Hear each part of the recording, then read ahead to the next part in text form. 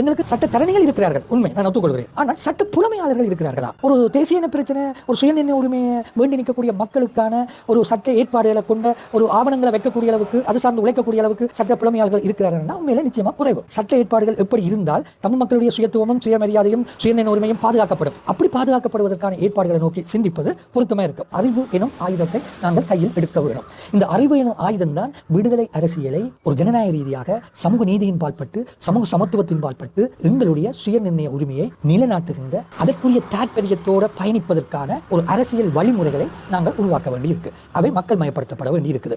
மக்களை, இளந்தலைமுறையினை, குறிப்பாக மக்களை நாங்கள் அரசியல் வலுவூட்டல் செய்தால்தான் நாங்கள் நம்பிக்கையோடு எதிர்காலத்தை கட்டிப்பிடிக்க முடியும். விடுதலை அரசியல் என்பது தமிழ் மக்களுடைய சமூக நீதி, சமூக நியாயத்துவத்தை, சமூக சமத்துவத்தை வலியுறுத்துகின்ற, எங்களுக்கான எதிர்காலத்தை நாங்களே நிர்ணயிக்கக்கூடிய, அதற்கான ஏற்பாடுகளை நோக்கி சிந்திப்பதற்கான தருணங்களை, அதற்காக உழைக்கக்கூடிய சாத்தியங்களை நோக்கி நாம் பயணிக்க வேண்டும். இன்று இலங்கையினுடைய அரசியல் நிலவரங்கள், தென்னிலங்கை அரசியல் நிலவரங்கள் குறிப்பாக அது ஒரு பக்கத்தில் போய்கொண்டிருக்கிற பொழுது தமிழ் நிலைப்பட்ட அரசியல் போக்குகள் எப்படி இருக்கிறது என்பது ஒரு சுவாரஸ்யமான கேள்வி. நீங்கள் இந்த கேள்வியை கேட்கின்ற பொழுதே நாங்கள் இன்று எங்கே போய்கொண்டிருக்கிறோம் என்பது பற்றிய ஒரு உஷாவல் அல்லது அது பற்றிய ஒரு உரத்த சிந்தனை ஒன்று எங்களுக்கு தேவையாக இருக்கிறது. சமீப காலங்களில் இன்றைய ஆட்சியாளர்கள் இன்றைக்கு ஒரு வருடங்கள் பூர்த்தியாகிவிட்டது. ஒரு வருடத்தை கடந்து அவர்கள் தங்களுடைய பணிகளை செய்து கொண்டிருக்கிற இந்த நிலையில் ஒரு பயங்கரவாத தடை சட்டத்துக்கு மாற்றீடாக ஒரு புதிய பயங்கரவாத தடை சட்ட ஏற்பாடுகளை கொண்ட ஒரு சட்ட ஏற்பாடை கொண்டு வர இருக்கிறார்கள். அது ஏற்கனவே 79 இருந்து இந்த பயங்கரவாத தடை சட்டத்தை முகம் கொடுத்தவர்கள். அந்த வகையில் குறிப்பாக தமிழ் மக்கள் இந்த பயங்கரவாத தடை சட்டத்தாலேயே மிக மோசமான பாதிப்புகளுக்கும் இழப்புகளுக்கும் வலிகளுக்கும் உள்ளானவர்கள். அந்த வகையில் எங்களுடைய போராட்ட வரலாற்றிலேயும் சரி, தமிழருடைய வாழ்வியலையும் சரி, இந்த 79 பயங்கரவாத தடை சட்டம் பல மாற்றங்களை, பல தாக்கங்களை செலுத்தி இருக்கிற ஒரு விஷயம். அப்ப இன்று கூட அவர்கள் கொண்டு வரக்கூடிய ஒவ்வொரு காலகட்டத்திலையும் பலரும் ஆட்சிக்கு வருவதற்கு முன்னர் பயங்கரவாத தடை சட்டத்தை இல்லாமல் ஆக்குவோம் என்றுதான் பொதுவாக சொல்லுவார்கள். ஆனால் இந்த ஆட்சியினரும் பயங்கரவாத தடை சட்டத்தை இல்லாமல் செய்வோம் என்றுதான் சொன்னார்கள். ஆனால் இன்று அவர்கள் கொண்டு வரக்கூடிய அதே பயங்கரவாத தடை சட்டத்தை வேறொரு பேரில் கொண்டு வர விரும்புகிறார்கள். ஆனால் உண்மையில இந்த பயங்கரவாத சட்டம் எப்படி இருக்குன்னு சொன்னால், ஒரு அரசை பாதுகாக்கக்கூடிய, அரசுக்கு வரக்கூடிய ஆபத்துக்கள் அதுகளை பாதுகாக்கக்கூடிய வகையில தான் இந்த அரசு இந்த சட்டத்தை கொண்டு வருகிறார்கள். அப்ப இது ஒரு மக்கள் நலன் சார்ந்த, ஒரு மக்களுக்கு நிலைமையில சமாதான இணக்கமான தன்மையை ஏற்படுத்தி வருவோம் என்ற ஒரு நோக்கம் இந்த ஆட்சியாளருக்கு இல்லை என்பது தெளிவான விஷயம். மற்றது அதில் இருக்கக்கூடிய ஏற்பாடுகள் எல்லாமே ஒன்றில் ஒரு சாதாரணமாக சில அம்சங்களை கூறிக்கொண்டு சரியாக எங்களை விளங்கி, கடந்த கால அனுபவங்களை விளங்கி கொண்டதாக இருந்தாலும் கூட அதை சொல்வது போல சொல்லி, ஆனால் வெவ்வேறு வட்ட ஏற்பாடுகளுக்குள்ளால அதுகளை மீள பெருத்து கொள்கிற ஒரு பறிக்கின்ற ஒரு வகையிலையும் எங்களுக்கு ஒரு இன்னும் அச்சுறுத்தலையும் ஏற்படுத்தக்கூடிய வகையிலையும் தான் இந்த சட்ட ஏற்பாடுகள் இருக்குது. இது ஒரு பக்கம் இப்படியே தான் இருக்குது. மற்றது இன்னும் எங்களுடைய பயங்கரவாத தடை சட்டத்தால் கைது செய்யப்பட்ட எத்தனையோ இளைஞர்கள் இன்னும் விடுவிக்கப்படாமல் தான் இருக்கிறார்கள். அவர்கள் இன்னும் தொடர்ந்து சிறைகளுக்கு பின்னால இன்னும் விடுவிக்கப்படாத ஒரு நிலையில தங்களுடைய எதிர்காலத்தை பறித்து காணாமல் ஆக்கப்பட்டு தான் இன்றைக்கும் வாழ்ந்து கொண்டிருக்கிறார்கள். மற்றது இன்றைக்கும் எங்களுக்கு வடக்கு கிழக்கில் இருக்கக்கூடிய, குறிப்பாக வடபகுதியில் இருக்கக்கூடிய காணிகள் எல்லாமே இன்னும் இராணுவ மேலாதிக்கத்துக்குள்ள உட்பட்டு தான் இருக்குது. அதுகளும் விடுவிக்கப்படாத நிலையில தான் இருக்குது. அப்போ இந்த நிலைமையில் தமிழ் மக்களுடைய நலன் கருதி தமிழ் தரப்பு அரசியல்வாதிகள் எப்படி இயங்க வேணும், இயங்க போகிறார்கள் என்பது ஒரு அடிப்படையான கேள்வி ஒன்று இருக்குது. ஆனால் சில நேரங்களில் பார்த்தீங்கன்னு சொன்னால், இப்போ தமிழ் தரப்பு கட்சிகளை ஒருங்கிணைச்சு தமிழ் சட்டத்தரணிகள் ஒரு குழுவாக தமிழ் தரப்புகளை இணைத்து ஒரு பொது உடன்பாட்டுக்கு ஒரு அடுத்த கட்டத்தை நோக்கி நகர்த்துறதுக்காக சில முயற்சிகள் செய்வதாக தெரிகிறது. அதுக்கான சில பிராரம்ப கூட்டங்கள் நடைபெற்றதாகவும் அது தொடர்பில் நீங்களும் பத்திரிகைகளில் பல்வேறுபட்ட செய்திகள் வந்திருப்பதை நாங்கள் பார்க்கிறோம். இதில் நான் ஒரே ஒரு அடிப்படையை சொல்ல விரும்புகிறேன். என்னன்னு சொன்னால், தமிழ் சட்டத்தரணிகள் ஒன்று கூடி தமிழ் தரப்பை சக்திகளை ஒரு பொது உடன்பாட்டுக்கு ஒரு பொது நிலைப்பாட்டுக்கு கொண்டு வருவது என்பது ஒரு நல்ல மகிழ்ச்சியான விஷயம். ஆனால் இன்றைக்கு இருக்கக்கூடிய எங்கட தமிழ் அமைப்புகள் எல்லாரையும் ஒருங்கிணைக்கக்கூடிய அளவுக்கு இந்த சட்டத்தரணிகள் ஒரு புலமை உள்ளவர்களாக அறிவுள்ளவர்களாக எங்களுடைய கடந்த கால போராட்ட அரசியல் மரபு வரலாற்றை தெரிந்து கொண்டவர்களாக அதனுடைய ஆற்றலுக்கான நிலைப்பாடுகளை அடுத்த கட்டத்தை நகர்த்துற அளவுக்கு எந்த அளவுக்கு தெளிவோடு இருக்கிறார்கள் என்பது ஒரு சந்தேகத்துக்குரிய விஷயம். ஏன்னா அந்த அளவுக்கு போதமை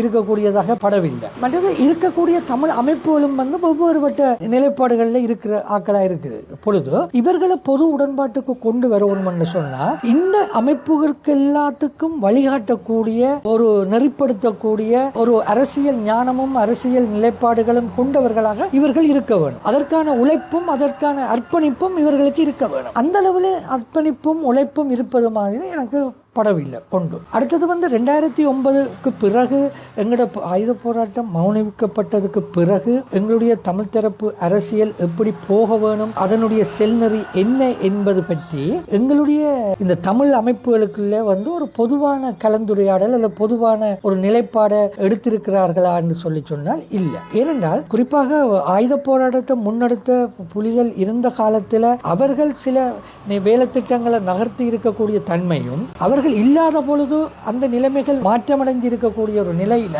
அவர்களுடைய தொடர்ச்சியில இந்த அரசியலை நடத்த முடியாது. அப்ப மாறிவரும் நிலைமைக்கேற்ற மாதிரி தமிழ் தரப்பு அரசியலை எப்படி வழிநடத்த போறோம் என்பதற்கான ஒரு புதிய பார்வையும் புதிய வழிமுறைகளையும் நோக்கிய ஒரு தேடல் எங்களுக்கு வேண்டி இருக்கக்கூடிய ஒரு காலம். ஆனால் அதுக்குள்ள இந்த அமைப்புகளும் அதை நோக்கி இயங்கினதா இல்லை. சரி, இன்றைக்கு சொல்ற சட்டத்தரணிகள் பேரவை போல அமைப்புகள் கூட ஒரு கடந்த காலங்களில் கடந்த ஒரு 10 வருஷம் 15 வருஷம் என்ற அடிப்படையில் ஒரு தொடர்ச்சியாக இந்த தமிழ் தரப்பு அரசியலை அடுத்த கட்டத்தை நோக்கி நகர்த்துற வகையில் என்ன விதமான புலமை செயற்பாடுகளில் ஒரு அறிவார்ந்த செயற்பாடுகளில் ஈடுபட்டிருக்கிறார்கள், ஒரு நிலைப்பாடுகளை உருவாக்கி இருக்கிறார்கள்.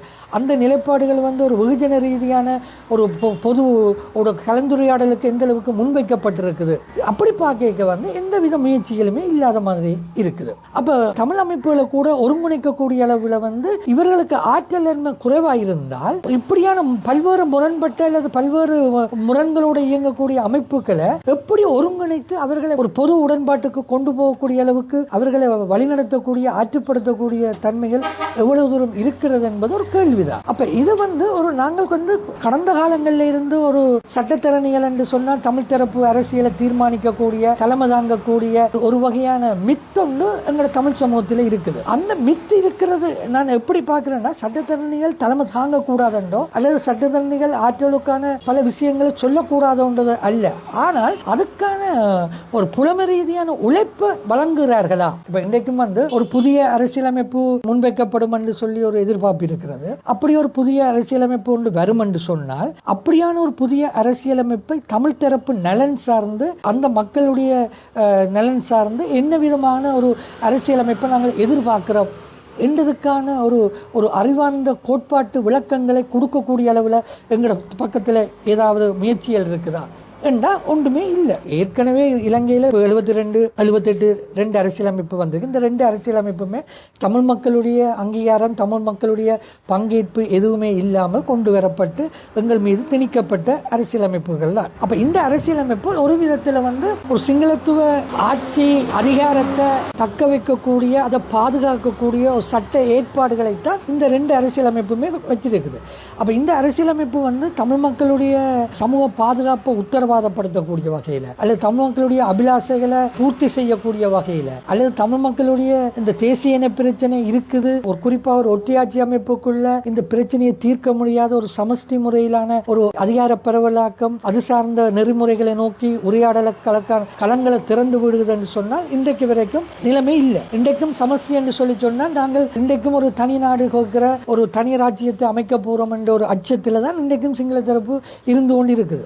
அப்போ இந்த நிலையில் ஒரு 3வது அரசியலமைப்பு நாங்கள் கொண்டு வர்றோம் என்று சொன்னால் அந்த அரசியலமைப்பு என்ன அடிப்படையில் வர வேணும் என்று சொல்லி சொன்னால், நீண்ட காலமாக இலங்கையில் புரியோடி போய் இருக்கக்கூடிய முதன்மையான பிரச்சனைகள் ஒன்றாக இருக்கக்கூடிய தேசிய இனப்பிரச்சனை ஒன்று தமிழ் மக்களை பீடித்து கொண்டு இருக்கிறது என்பதை உணர்ந்து அந்த தமிழ் மக்களுடைய அந்த தேசிய இனப்பிரச்சனையை தீர்க்கக்கூடிய வகையில் அமையப்போற அரசியலமைப்பு அமைஞ்சிருக்க வேணும். அப்படி அமைஞ்சாதான் நாங்கள் இந்த அரசியலமைப்பு கொடுக்கக்கூடிய அந்த சட்ட வரன்முறை, அந்த நீதி பரிபாலனம், சட்ட ஏற்பாடுகள், உரிமைகள் பற்றிய விடயங்கள், தமிழ் சமூகத்தினுடைய அந்த தனித்தன்மையையும் சுயாதீனமும் அந்த தேசியத்துவத்தையும் அங்கீகரிக்கக்கூடிய வகையில் சட்ட ஏற்பாடுகளுக்குள்ள எந்த அளவுக்கான நெறிமுறைகள் பொறிமுறைகள் எப்படி கொண்டு வருகிறோம் என்பதை பொறுத்து தான் தங்கி இருக்கு. ஆனால் நாங்கள் இன்னும் அதை நோக்கிய உரையாடலை நோக்கி நாங்கள் போகவில்லை. அல்லது நாங்கள் எப்படி எங்களுக்கு ஒரு புதிய அரசியலமைப்பு எப்படி வேணும் என்றது பற்றி உரத்து சொல்லக்கூடிய அளவுக்கு எங்களோட சிந்தனைக்கு ஒரு சிந்திப்பு வருவதில்லை. அப்படி வரக்கூடிய அரசியலமைப்பு என்னென்ன அம்சங்களை கொண்டிருக்க வேணும் என்றதை நாங்கள் சொல்ல வேணும்.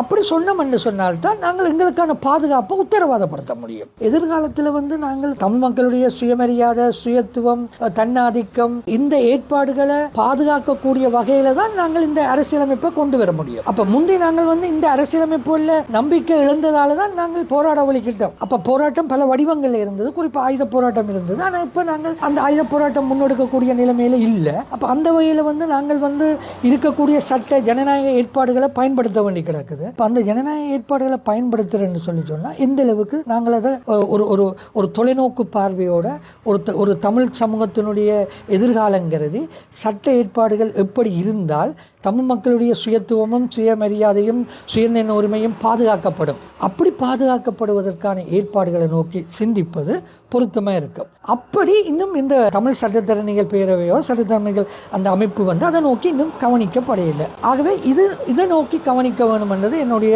ஒரு பொதுவான ஒரு அடிப்படை. அடுத்தது என்னன்னு சொல்லி சொன்னால், கடந்த காலங்களில் இருக்கக்கூடிய இந்த சட்ட எங்களுடைய அரசியல் அமைப்பு இந்த தேசிய இன பிரச்சனைக்கு எப்படி காரணமாக இருந்திருக்கின்றதுக்கான ஒரு ஆய்வுகள் இருக்குது எங்களுக்கு. அப்ப இதுகளை நாங்கள் புரிஞ்சு கொண்டு தென்னாப்பிரிக்க நாடுகளில் போன்ற அல்லது வளர்ச்சியடைந்த பல்வேறுபட்ட நாடுகளில் அல்லது இலங்கை போன்ற நாடுகளில் இப்படியான தேசிய இன பிரச்சனையை முன்கொடுக்கக்கூடிய நாடுகளில் ஒரு அரசியல் அமைப்புகளுக்கு ஊடாக அந்த மக்களுக்கான நல்வாழ்வும் ஒரு சுயநிர்ணய உரிமையுடன் ஒரு சமஸ்தி அதிகார பரவலாக்கம் பகிர்வுகளை கொண்டிருக்கக்கூடிய ஏற்பாடுகளை கொண்டு ஒரு அரசியலமைப்பு எப்படி உருவாக்கலாம் என்பது பற்றிய துறை போன விற்பனர்களை கொண்ட ஆலோசனைகளை பெற்று அவர்களுடைய எழுத்தாவணங்களை பெற்று எங்களுக்கு உரித்தான ஒரு அரசியலமைப்பு ஆவணங்களை தயாரித்து முன்வைக்கிறது எங்களுக்கு ஒரு தேவை இருக்குது. அப்படி என்றால் எங்களுக்கு அது செய்யக்கூடிய அளவுக்கு எந்த அளவுக்கு எங்கள் மத்தியில் சட்ட புலமையாளர்கள் இருக்கிறார்கள், எங்களுக்கு சட்ட தரணிகள் இருக்கிறார்கள், உண்மை, நான் ஒத்துக்கொள்கிறேன். ஆனால் சட்ட புலமையாளர்கள் இருக்கிறார்களா? ஒரு தேசிய இன பிரச்சனை, ஒரு சுயநிர்ணய உரிமையை வேண்டி நிற்கக்கூடிய மக்களுக்கான ஒரு சட்ட ஏற்பாடுகளை கொண்ட ஒரு ஆவணங்களை வைக்கக்கூடிய அளவுக்கு, அது சார்ந்து உழைக்கக்கூடிய அளவுக்கு சட்ட புலமையாளர்கள் இருக்கிறார்கள்னா உண்மையிலே நிச்சயமாக குறைவு. சில இடங்களில் எங்களுக்கு வெளிநாடுகளில் இருக்கலாம், புலம்பெயர்ந்த நாடுகளில் எங்களுக்கு இருக்கலாம் நம்மவர்கள். அப்படியானவர்கள் இத்தனை பேரை நாங்கள் இனங்கண்டிருக்கிறோம். இந்த மாதிரியான முயற்சியில் இத்தனை பேரை நாங்கள் இணைச்சு கொள்கிறோம். அப்படி இணைப்பும் அவர்களுடைய அந்த அறிவாற்றலையும் ஆளுமையையும் நாங்கள் உள்வாங்குவதற்கூடாகத்தான் நாங்கள் இலங்கையில் ஒரு தேசிய இனப்பிரச்சனையை தீர்ப்பதற்கான ஒரு சமஷ்டியுடான ஒரு அதிகார பகிர்வு பரவலாக்கங்களை பேணக்கூடிய எங்கள் இந்த சமூகத்துக்கான சமூக பாதுகாப்பை உத்தரவாதப்படுத்தக்கூடிய ஏற்பாடுகளை நாங்கள் போக முடியும். அப்ப இது ஒரு நீண்ட கால ஒரு நான் சொன்ன ஏற்கனவே உங்களுக்கு சொன்ன மாதிரி இந்த 10 ஆண்டு 15 ஆண்டுகள்ல இந்த பகுதியில நாங்கள் வேலை செய்திருக்க வேணும். நாங்கள் இன்னும் வேலை செய்யல, அல்லது எங்களுக்கு தெரியாமல் யாராவது வேலை செய்திருந்தால் அந்த வேலைகள் அந்த புலமை சார்ந்த தொழிற்பாடுகளை நாங்கள் எங்களோட சமூக நலன்கிறது இணைச்சு கொள்ள வேணும். அவர்களுடைய ஆலோசனைகள், ஆதரவு, ஆற்றுப்படுத்தல்களை நாங்கள் உள்வாங்க வேணும். அப்படி உள்வாங்கினால்தான் போருக்கு பின்னரான சமூகமாக ஒரு விடுதலை போராட்டத்தை முன்னெடுத்த சமூகமாக இருக்கிற நாங்கள் எங்களுடைய இவ்வளகால அர்ப்பணிப்புகளுக்கும் தியாகங்களுக்கும் இழப்புகளுக்கும் பதில் சொல்லக்கூடிய, எங்களுடைய சமூக ஏற்புடைமையை ஒரு மரபுரிமையாக கடத்தக்கூடிய ஆற்றல் ஆளுமை கொண்ட ஒரு ஆவணங்கள் எங்களுக்கு தேவை. அந்த ஆவணங்களை வச்ச உரையாடல்களும் அது சார்ந்த ஒரு பொது கலந்துரையாடல்களும் எங்களுக்கு எவ்வளவு விரிவாக்கப்படுகிறதோ அந்த வகையில் தான் நாங்கள் எங்களுக்கான நம்பிக்கையோட எதிர்காலம் பற்றிய நம்பிக்கையோட நாங்கள் பயணிக்க முடியும். அப்படி பயணிக்கிற வகையில் இன்றைக்கு எங்களுடைய தமிழ் சட்டத்தரணிகளும் இல்லை, எங்களுடைய தமிழ் கட்சிகளும் இல்லை.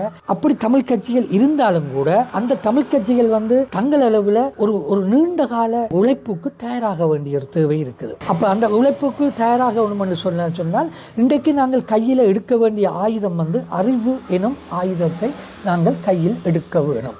இந்த அறிவு எனும் ஆயுதம்தான் விடுதலை அரசியலை ஒரு ஜனநாயக ரீதியாக சமூக நீதியின் பால்பட்டு சமூக சமத்துவத்தின் பால்பட்டு எங்களுடைய சுய நிர்ணய உரிமையை நிலைநாட்டுகின்ற அதற்குரிய தாற்பயத்தோடு பயணிப்பதற்கான ஒரு அரசியல் வழிமுறைகளை நாங்கள் உருவாக்க வேண்டி இருக்கு. அவை மக்கள் மயப்படுத்தப்பட வேண்டி இருக்குது.